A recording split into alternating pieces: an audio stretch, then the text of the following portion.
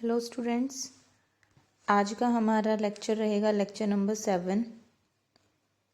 और हम जो है फर्स्ट चैप्टर कर रहे थे। हाफ मैंने आपको जो है फर्स्ट चैप्टर करा दिया था। आज हम नेक्स्ट हाफ करेंगे।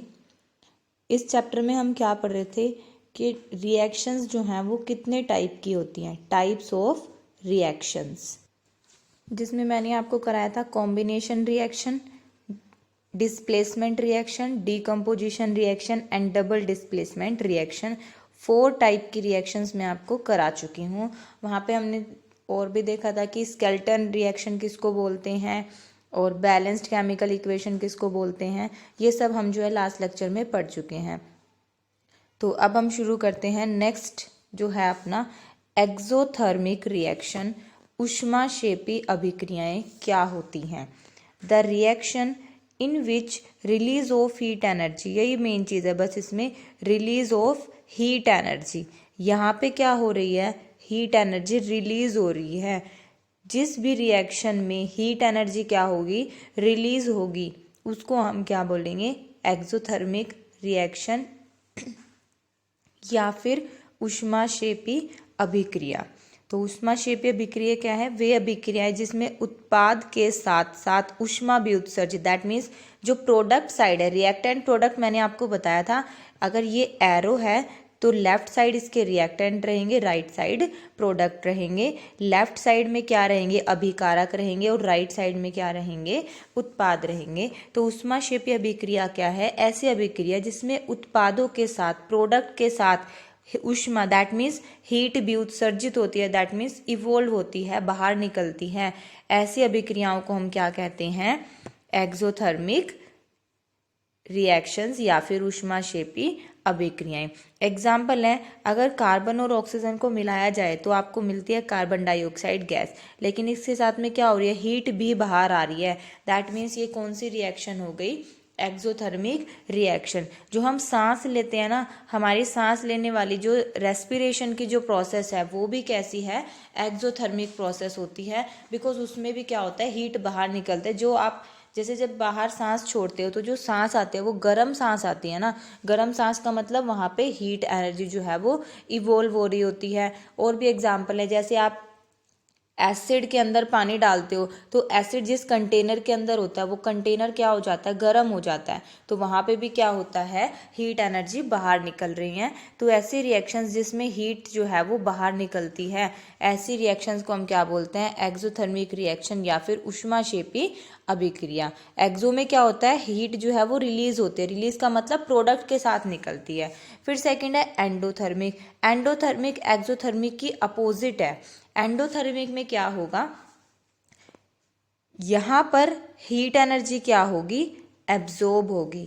एक्सो में तो क्या हो रहा था, एक्सोथर्मिक में, ऊष्माक्षेपी में हीट एनर्जी ना रिलीज हो रही थी, लेकिन एंडोथर्मिक में क्या होगा, हीट एनर्जी एब्जॉर्ब होगी। एब्जॉर्ब होने का मतलब एंडोथर्मिक रिएक्शंस में जो हीट होगी ना वो रिएक्टेंट साइड होगी, जबकि एक्सोथर्मिक में हीट कहाँ थी, प्रोडक्ट साइड। ये देखिए एग्जाम्पल, दोनों एग्जाम्पल में कंपैरिजन करेंगे। एंडोथर्मिक की हम बात करें तो नाइट्रोजन में ऑक्सीजन मिलाते हैं हम, और इसके लिए, इसको करने के लिए हीट एनर्जी भी चाहिए। आप इस फॉर्म में लिख लीजिए या फिर ऐसे भी आप लिख सकते हैं, N2 + O2। आपने यहाँ पे हीट का सिंबल लगाया, कल आपको बताया था, क्या मिल गया, नाइट्रोजन ऑक्साइड। ठीक है, तो यहाँ पे क्या हो रही है, हीट एनर्जी क्या हो रही है, एब्जॉर्ब, यहाँ पे क्या हो रही है, हीट एनर्जी इवोल्व। तो ऐसी रिएक्शंस जिसमें हीट एनर्जी एब्जॉर्ब हो तो उसको हम बोलेंगे एक्सोथर्मिक, और जिस रिएक्शन के अंदर हीट एनर्जी एब्जॉर्ब होती है उसे हम बोलेंगे एंडोथर्मिक रिएक्शन। ये पेपर में कई बार पूछा जाता है बहुत इजी, लेकिन जो है पूछा बहुत बार जाता है। तो आई होप आपको समझ में आ गया होगा। फिर उसके बाद है ऑक्सीडेशन रिएक्शन। ऑक्सीडेशन रिएक्शन देखिए क्या होते हैं, उपचयन अभिक्रिया।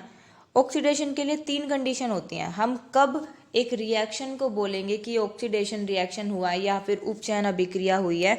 सबसे पहले, if a substance gain oxygen, O2 क्या हो जाए, गेन हो जाए। गेन का मतलब प्राप्त कर लेना, उसको लाभ हो रहा है गेन का, उसके पास ऐड हो रही है। लूज हाइड्रोजन, हाइड्रोजन को क्या कर दे, लूज कर दे।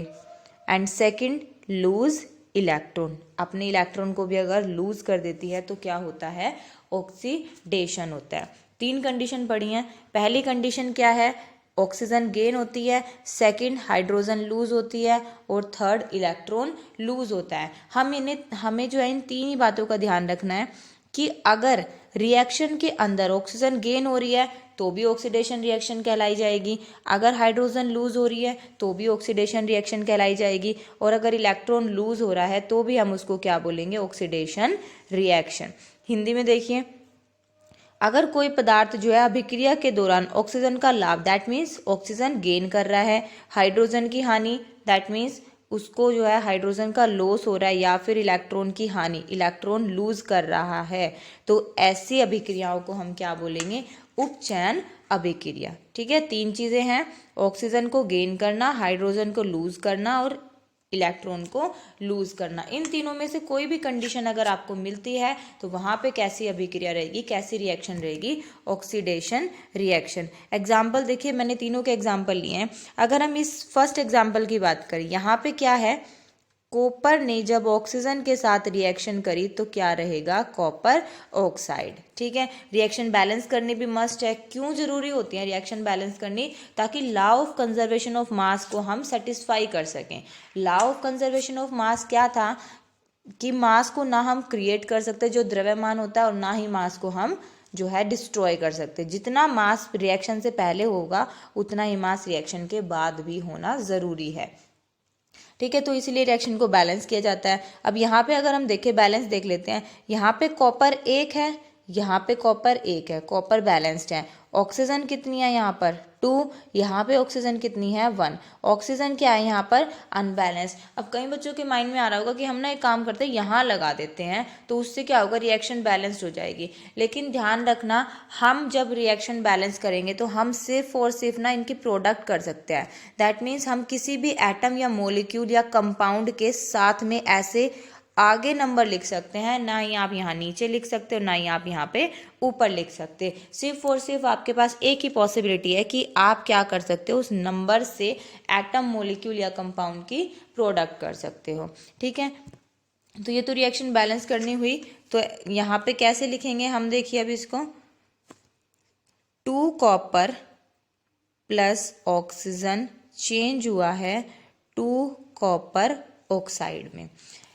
यहाँ पे हम देखना चाहते हैं हुआ क्या है। देखिए, ये कॉपर था और इस कॉपर के साथ क्या ऐड हुआ है, ऑक्सीजन। एडिशन ऑफ ऑक्सीजन कहूँ या गेन ऑफ ऑक्सीजन कहूँ, बात तो सेम ही है। यहाँ पे क्या हुआ है, गेन ऑफ ऑक्सीजन, और जहाँ पे ऑक्सीजन गेन होती है वहाँ पे क्या होता है, ऑक्सीडेशन, उपचयन अभिक्रिया। तो ये एग्जाम्पल किसका हुआ, ऑक्सीडेशन रिएक्शन का।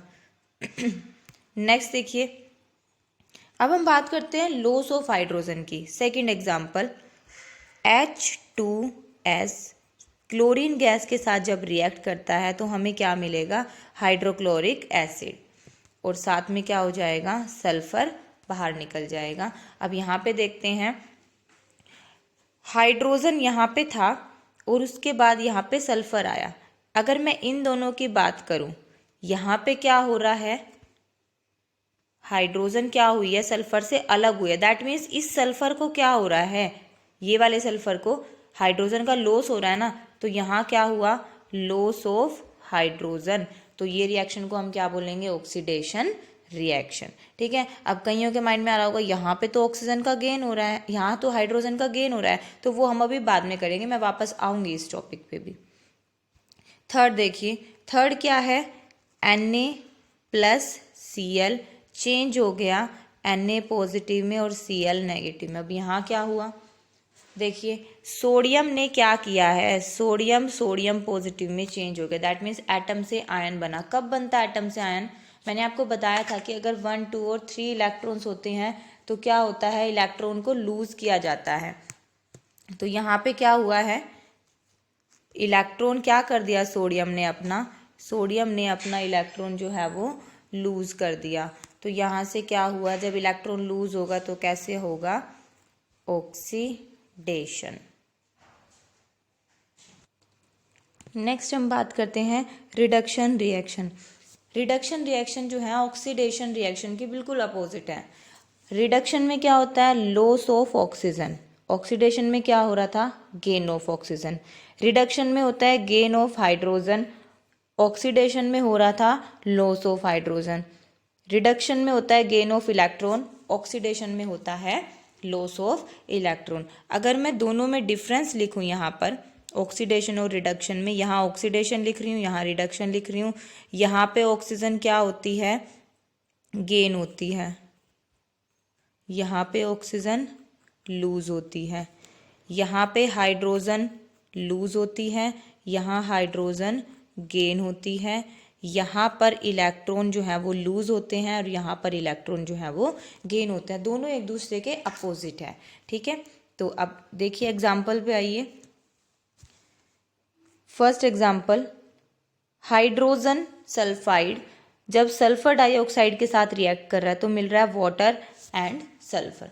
यहाँ पे देखिए सेम एलिमेंट से हम सेम एलिमेंट में जाएंगे, कहने का मतलब क्या है, सल्फर से हम सल्फर पे जाएंगे, हाइड्रोजन से हम हाइड्रोजन पे जाएंगे, ठीक है। तो यहाँ पे देखते हैं कहाँ, यहाँ पे हम दोनों के बारे में बात करेंगे, कहाँ ऑक्सीडेशन होती है और कहाँ पर रिडक्शन होती है।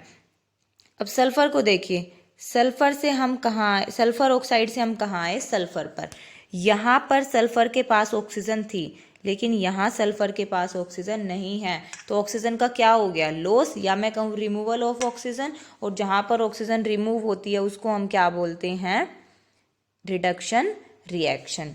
यहाँ पे देखिए हाइड्रोजन ने क्या किया है, ऑक्सीजन को गेन कर लिया है, तो यहाँ पे क्या हो गई, ऑक्सीजन का गेन जहाँ होगा उसको हम क्या बोलेंगे, ऑक्सीडेशन रिएक्शन, ठीक है। सेकंड एग्जांपल देखिए, यहाँ पे क्या किया, क्लोरीन ने हाइड्रोजन को गेन किया। हाइड्रोजन को गेन करना क्या कहलाता है, रिडक्शन। और यहाँ पर अगर मैं बात करूँ, सल्फर ने क्या किया है, हाइड्रोजन को लूज, तो यहाँ पे क्या हुई है, ऑक्सीडेशन, यहाँ पे हुई है रिडक्शन। दोनों के बारे में बात करेंगे हम। अब यहाँ पे भी देखिए आप कहोगे ये तो पहले वाला एग्जाम्पल है, यहाँ हम दोनों की बात करेंगे।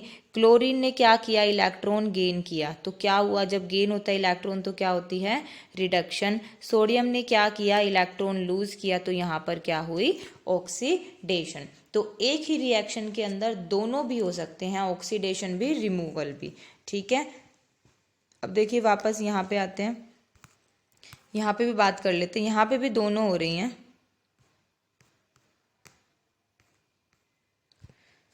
फर्स्ट में देखिए यहाँ पे तो गेन ही हो रहा था सिंपली एक ऑक्सीजन का, यहाँ तो एक ही रहेगी, कौन सी, ऑक्सीडेशन रिएक्शन। यहाँ पे दोनों है, अभी हमने लास्ट में पढ़ा है। यहाँ पे देखते हैं हाइड्रोजन सल्फाइड किस में चेंज हुआ, सल्फर में, तो यहाँ पर क्या हुई, लॉस ऑफ हाइड्रोजन, तो क्या हुआ, ऑक्सीडेशन। अब क्लोरीन से बात करते हैं, क्लोरीन ने क्या किया, हाइड्रोजन को गेन किया ना, क्लोरीन ने यहाँ हाइड्रोजन को गेन किया है, तो यहाँ पर क्या हो गई, रिडक्शन। तो अगर हाइड्रोजन लूज होती है तो ऑक्सीडेशन, हाइड्रोजन गेन होती है रिडक्शन। अगर ऑक्सीजन गेन होती है ऑक्सीडेशन और ऑक्सीजन लूज होती है तो रिडक्शन। अगर इलेक्ट्रॉन लूज होता है तो ऑक्सीडेशन और इलेक्ट्रॉन गेन होता है तो रिडक्शन, ठीक है। नेक्स्ट देखिए रिडॉक्स रिएक्शन हम किसे कहते हैं, what are redox reactions. Redox reaction वैसे तो हमने ऊपर कर ही लिया, ऐसी रिएक्शंस, ऐसी अभिक्रियाएं जिसमें ऑक्सीडेशन और रिडक्शन साइमल्टेनियसली होता है, साथ साथ होता है, एक साथ दोनों काम हो रहे हैं, ऐसी रिएक्शन को हम क्या बोलेंगे, रिडॉक्स रिएक्शन। क्या कहा, ऐसी अभिक्रियाएं, ऐसी रिएक्शंस जिसके अंदर oxidation and reduction takes place at the same time या फिर takes place simultaneously, means oxidation भी एक साथ हो, रिडक्शन भी एक साथ हो। जैसे ऊपर ही देखिए यहाँ पे क्या हो रही है, रिडक्शन, और यहाँ क्या हो रहा है, ऑक्सीडेशन, तो ये किसका एग्जाम्पल हुआ, रिडॉक्स रिएक्शन का, ठीक है। तो रिडॉक्स रिएक्शन को क्या बोलते हैं हम, उपोपचयी अभिक्रियाएं, ऐसी अभिक्रियाएं जिसमें ऑक्सीकरण और अपचयन क्या होता है, दोनों साथ साथ होता है। यहाँ पे एग्जाम्पल देखिए, कॉपर ऑक्साइड और हाइड्रोजन का है। यहाँ पे कॉपर ऑक्साइड ने अपनी ऑक्सीजन लूज कर दी तो क्या हुआ, रिडक्शन। यहाँ पे हाइड्रोजन ने ऑक्सीजन गेन कर ली तो क्या हुई, यहाँ पर ऑक्सीडेशन। तो ऐसी अभिक्रियाएं जिसमें ऑक्सीडेशन और रिडक्शन साथ साथ होता है उसे हम क्या कहते हैं, रिडॉक्स रिएक्शंस, ठीक है। नेक्स्ट है कोरोजन क्या होता है। What is corrosion? कोरोजन क्या है? Weakening of metals due to environmental effect is called corrosion. Weakening of metal, metal क्या होते हैं? धातु। धातुओं का कमजोर होना ही किसकी वजह से? एनवायरमेंटल इफेक्ट, जैसे धूप हो गई, पानी हो गया, बारिश हो गई, इन सब की वजह से जो मेटल का कमजोर होना क्या कहलाता है? कोरोजन कहलाता है, संक्षारण कहलाता है।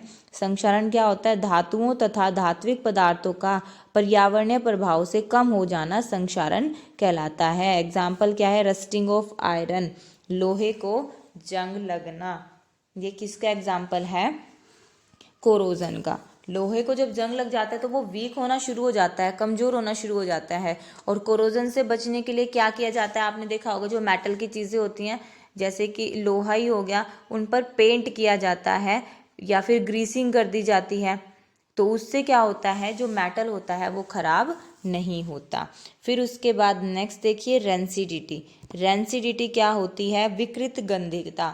विकृत गंधिता क्या है? The change in smell. इसके अंदर क्या होता है? स्मेल चेंज हो जाती है और जो खाना होता है उसका क्या हो जाता है? टेस्ट चेंज हो जाता है। स्मेल और टेस्ट जो है फूड का वो क्या हो जाते हैं? दोनों चेंज हो जाते हैं। कैसे फूड का? सारों की तो बात नहीं कर रहे हैं यहाँ पे, लेकिन कैसे फूड का? ऐसे फूड आर्टिकल्स जिसके अंदर फैट और ऑयल होता है। और ये खराब क्यों होता है? ऑक्सीडेशन की वजह से। ऑक्सीडेशन कैसे होगी उनकी? देखिए एग्जांपल देती हूँ मैं। आपने जैसे एक चिप्स का पैकेट लिया, चिप्स के पैकेट को आपने जो है कुछ टाइम के लिए खुला छोड़ के रख दिया ऐसे ही, तो कुछ टाइम बाद आप देखोगे उसकी स्मेल भी चेंज हो जाएगी और उन चिप्स का टेस्ट भी चेंज हो जाएगा। ऐसा क्यों हुआ? पहले तो बात, जो पोटैटो के चिप्स बने हुए थे उसके अंदर क्या था? फैट भी था और ऑयल भी था, वहाँ पे दोनों चीज़ें थी। तो क्या हुआ? जब आपने खुले हुए पैकेट को एयर में रखा तो एयर में ऑक्सीजन के साथ क्या कर लिया? रिएक्शन हो गई। दैट मीन्स वहाँ पर जो हमारे फूड आर्टिकल हैं उन्होंने क्या कर लिया? ऑक्सीडेशन कर लिया। और ऑक्सीडेशन की वजह से क्या हो गया? उनकी स्मेल और टेस्ट दोनों क्या हो गए? चेंज हो गए। तो ऑक्सीडेशन की वजह से फूड का स्मेल और टेस्ट चेंज होना क्या कहलाता है? रेंसिडिटी कहलाता है, विकृत गंधिता कहलाता है।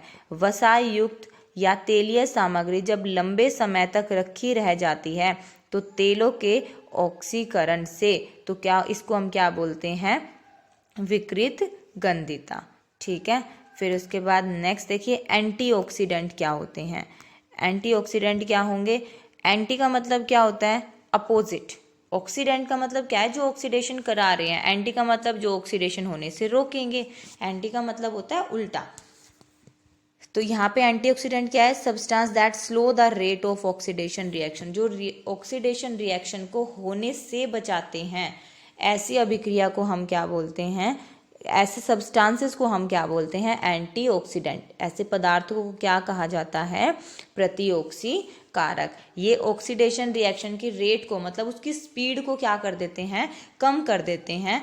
तो इनको हम क्या बोलते हैं? एंटीऑक्सीडेंट। फिर उसके बाद है ऑक्साइडिंग एजेंट। ऑक्सीडाइजिंग एजेंट क्या होते हैं?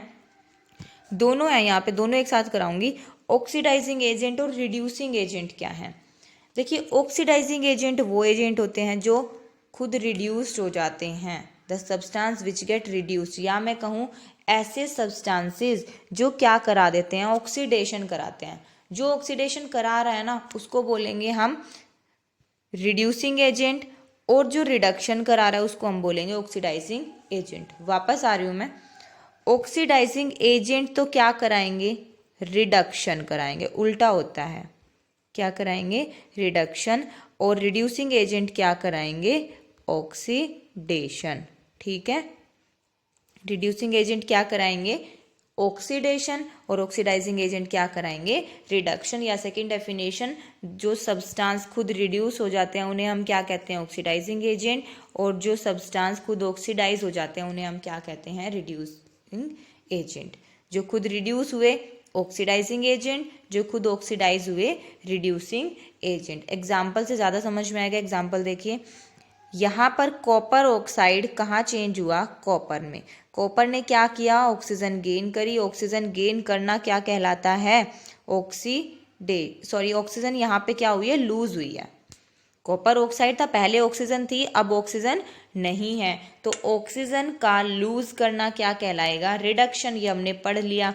तो ये कॉपर ऑक्साइड क्या बन गया यहाँ पर, ऑक्सीडाइजिंग एजेंट। कराई इसने रिडक्शन, लेकिन ये खुद क्या बन गया, ऑक्सीडाइजिंग एजेंट बन गया, क्योंकि ये कॉपर क्या हो गया, देखिए यहाँ पर रिड्यूस हो गया, ठीक है ना। ये यहाँ पर क्या हुआ, रिड्यूस हुआ, इसके पास से ये ऑक्सीजन कम हो गई ना, कम होने का मतलब क्या है, रिड्यूस होना। तो यहाँ पर ऑक्सीजन क्या हो गया, यहाँ पर कॉपर क्या हो गया है, रिड्यूस हो गया है। तो जो सब्सटेंस रिड्यूस होते हैं उन्हें हम क्या कहते हैं, ऑक्सीडाइजिंग एजेंट। या सिंपल बात करें तो जो रिडक्शन कराएंगे उसको हम क्या बोलेंगे, ऑक्सीडाइजिंग एजेंट। तो यहाँ पर कॉपर ऑक्साइड क्या हो गया, ऑक्सीडाइजिंग एजेंट, ठीक है। फिर सेकंड देखिए, हाइड्रोजन ने क्या कर लिया, ऑक्सीजन का गेन कर लिया। अगर यहाँ पर ऑक्सीजन का गेन हुआ है तो ये क्या कहलाएगा, ऑक्सीडेशन कहलाएगा। ऑक्सीडेशन किसने कराई, हाइड्रोजन ने कराई। तो हाइड्रोजन खुद क्या हो गया, ऑक्सीडाइज हो गया। और जो सब्सटेंस खुद ऑक्सीडाइज होते हैं उसे हम क्या कहते हैं, रिड्यूसिंग एजेंट। क्या कहते हैं, रिड्यूसिंग एजेंट। तो यहाँ से हमने ऑक्सीडाइजिंग एजेंट और रिड्यूसिंग एजेंट पढ़ा। ऑक्सीडाइजिंग एजेंट क्या होते हैं, जो खुद रिड्यूस हो जाते हैं। रिड्यूसिंग एजेंट क्या हैं, जो खुद ऑक्सीडाइज्ड हो जाते हैं। या हम बात करें जो सब्सटेंस जो है, ऑक्सीडाइजिंग एजेंट की बात करें तो जो सब्सटेंस रिडक्शन कराते हैं, उल्टा है, ऑक्सीडाइजिंग है तो रिडक्शन कराएंगे, रिड्यूसिंग है तो ऑक्सीडेशन कराएंगे। तो ऐसी रिएक्शंस को हम क्या कहेंगे, ऐसे सब्सटेंसेस को हम क्या कहेंगे, oxidising agents and reducing agent, ठीक है। आज के लिए इतना ही। चैप्टर तो जो है हमारा, ये समरी मैंने आपको कराई है, कंप्लीट हो गई है। कल से हम इसके जो है बैक एक्सरसाइज के, blue box and back exercise के क्वेश्चंस करेंगे, ठीक है। ये आपको जो है अच्छे से लर्न होने चाहिए और इनको जो है आपको अपनी नोटबुक में राइट भी करना है, ठीक है। आज के लिए इतना ही, थैंक यू।